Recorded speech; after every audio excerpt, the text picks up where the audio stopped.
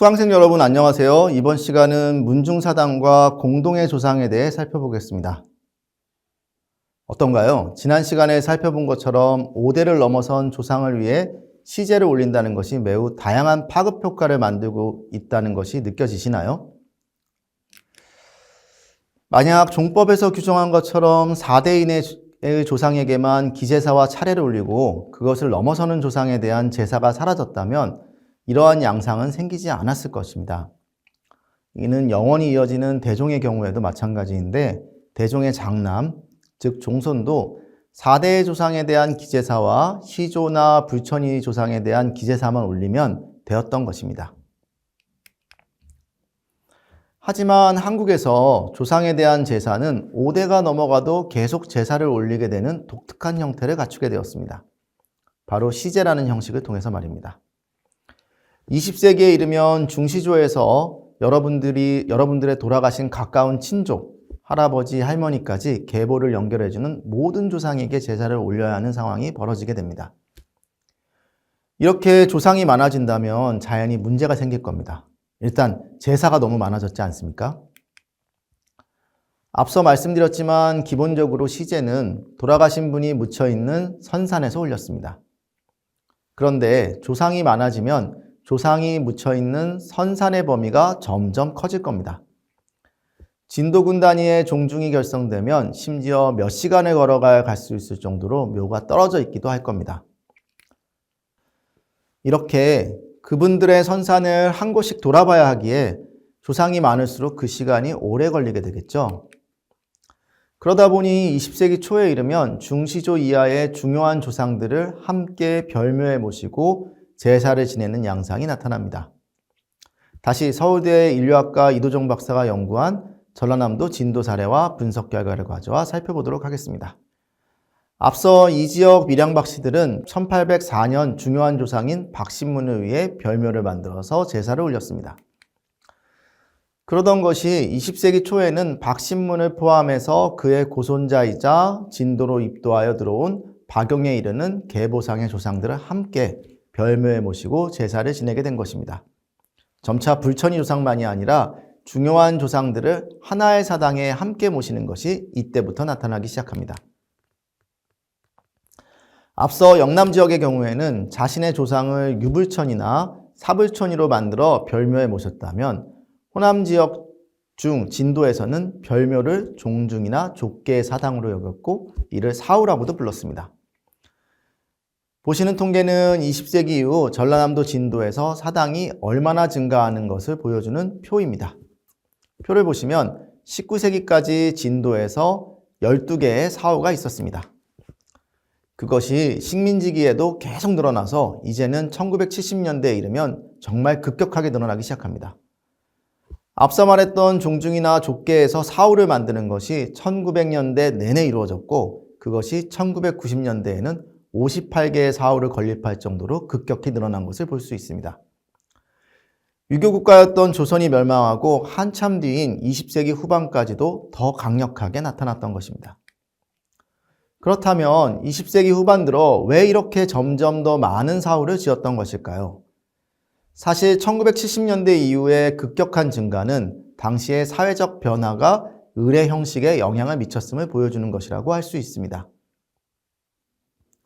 이 시기는 한국에서 도시화가 급격히 진행되고 젊은 청년층을 중심으로 시골에서 도시로의 이동이 나타났던 시기였습니다. 그러면 사람들이 전국적으로 흩어지게 될 거 아니겠습니까?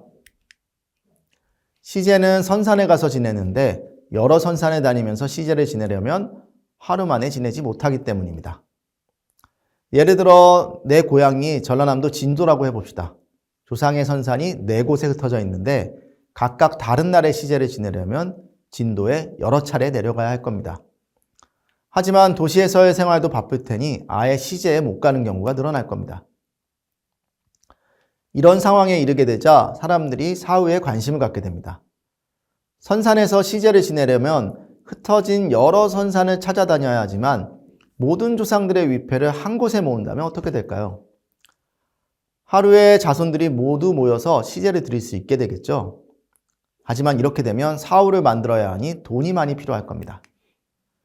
그리고 그런 상황에서 주변의 같은 성씨 집안에서도 비슷한 상황에 처해 있게 되는 것을 알게 될 겁니다. 어차피 시제나 집안 모임에서 서로 만나게 되기 때문입니다. 그러면서 그냥 우리 다 같이 조상들을 사후 하나에 모셔서 시제 지내면 어때? 라고 생각하게 되는 것입니다.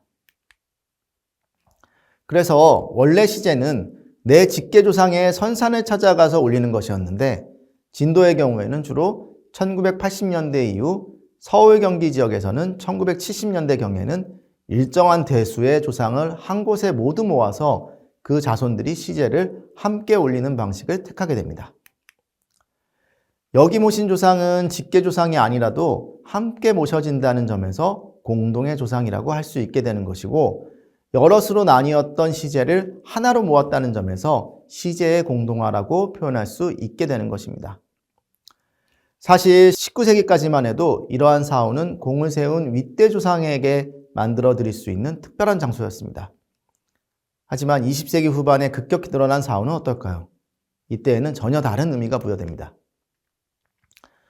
해당 집안의 자손이 여전히 조상을 모실 줄 알고 조상에게 정성을 올릴 줄 아는 것으로 여겨지는 그러한 자손들이 흩어진 상황 속에서도 여전히 끈끈한 조직력을 보여주는 협동의 상징으로 등장하게 되는 것입니다. 이러한 변화는 또 다른 변화와 이어지게 되는데 20세기 말에서 21세기 초에 들어서면 과거의 기제사와 차례를 지냈던 방식에서 문제가 생기게 됩니다. 앞서 이때에는 이촌향도로 비도시 지역에서 도시로의 이주가 많았다고 설명했습니다. 그리고 이렇게 자손이 고향을 떠나게 되면서 이전처럼 4대까지의 조상에게 기제사와 명절 차례를 올리는 일이 점차 부담이 되기 시작합니다. 그리고 실제로 기제사를 지낸다고 해도 모이는 사람도 점점 줄어들게 됩니다.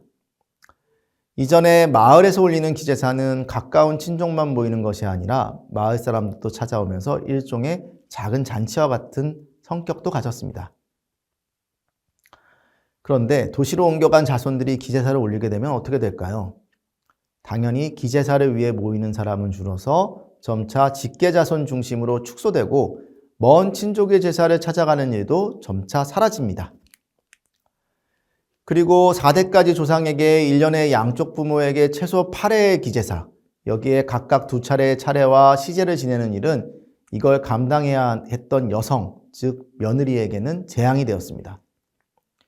결국 점차 기제사를 어떻게든 통합하고 축소시키는 것이 이 시기의 중요한 변화였습니다. 4대까지 올리는 기제사도 점점 줄어서 요즘은 증조부모 이상의 기제사는 잘 지내지 않고 조부모의 기제사를 올리는 집도 많이 사라지고 있습니다. 기제사를 지낸다고 한다면 부모의 기제사에 합쳐서 1년에 하루 제사를 지내는 방식을 택하게 되는 것입니다. 하루에 부모님과 주부모님의 기제사를 모두 올린다는 것입니다. 그러면 지금까지 살펴본 사후는 어떨까요? 보통 사후에 조상의 위패를 올리는 것은 1980년대만 해도 진도에서는 증조부 이상을 올릴 수 있었고 가능하면 5대가 넘은 조상을 올리는 것을 선호했습니다. 하지만 점차 시간이 지나면서 더 이른 시기에 조상을 사후에 모실 수 있게 되는 것으로 변화하고 있습니다. 2000년대 들어서면서 조부모도 이제 사후에 모셔서 시제를 받을 수 있도록 하자는 의견이 분출하게 됩니다. 한창 기제사를 통합하거나 없애기 시작했던 시기에 시제의 대상을 늘리는 변화가 이루어진 것입니다. 그리고 2010년대 이후에는 그보다 더 이른 시기, 즉 부모님이 돌아가시면 그분들도 위패를 미리 사후에 올려서 함께 시제에 모시려는 경향이 등장하고 있었습니다. 이런 방식이 보여주는 것은 앞서 매우 중시되었던 기제사라는 형태가 점차 필수적이라기보다는 선택적인 것으로 바뀌어가고 있다는 점입니다. 한국의 이촌향도에서 나타나는 특징은 주로 부모는 고향에 남고 자식이 도시로 떠난다는 것이었습니다. 그런데 고향에 남은 부모들은 자신들의 부모에 대한 기제사를 미리 사후에 시제로 변환시키는 것을 통해 자신들이 죽은 이후에 타지에 나가 있는 자식들이 부담해야 할 수 있는 기제사를 최대한 줄이고자 하는 타협을 시도하고 있는 것입니다. 정리해 보겠습니다. 조선 중기 이후에 성리학의 의례와 종법 질서가 점차적으로 수용되면서 한국에서는 17세기가 지나면서 이미 기제사의 범위인 4대가 지나 더 이상 기제사를 지낼 수 없는 조상이 나타나기 시작했습니다. 이런 5대 이상의 조상에게 더 이상 기제사는 지낼 수 없었지만 그렇다고 의례를 멈추기에도 인정상의 아쉬움을 느꼈던 이들은 이러한 조상을 찾아가 그들의 선산에서 1년에 한 차례 제사를 올리기 시작했습니다. 이것이 시제였고 이러한 시제는 조상의 명목으로 주변 지역에 흩어진 자손이 하나의 조직으로 뭉칠 수 있는 중요한 계기를 제공하는 것이었습니다. 시제는 의례적인 차원의 한정된 변화가 아니었고 시제를 위한 조직화 과정은 곧 부계친족의 결속 과정이었습니다. 나아가 기제사의 범위에서 소멸해야 할 소종이 소멸하지 않고 영원하는 조직인 대종으로 변화할 가능성을 제공했습니다. 그리고 이를 위한 결속 방식으로 과거부터 존재했던 족계라는 계조직의 방식을 부계친족 중심이자 시제를 위한 조직으로 변형시키는 것을 통해 현재까지 이어지게 되었습니다. 당연히 그 연속적인 과정은 단일하게 현재까지 이어진 것은 아니었고 그 과정에서 다양한 변화와 직면하게 되었습니다. 그 중에서도 이번 강의에서 주목한 것은 1970년대 2000 향도가 다시 시제에 영향을 미치는 과정이었습니다. 점점 늘어가는 시제의 조상들과 다르게 고향에서 시제를 올려야 하는 젊은 자손들은 점점 줄어들고 있던 당시 상황에서 대안으로 제시된 것이 시제의 조상을 모으는 것이었고 그 결과가 공동의 조상을 창출하고 시제의 공동화를 이룩하는 것이었습니다. 그리고 21세기가 되면서 점차 기제사의 대상 대수가 축소되는 과정 속에서 보다 빠른 시기에 조상을 시제로 올리는 새로운 대응이 나타나고 있었던 것입니다. 이번 강의는 6번째 강의로 시제와 제실이라는 주제로 살펴보았습니다. 다음 7번째 강의에서는 가택의례라는 주제로 강의를 이어가도록 하겠습니다. 감사합니다.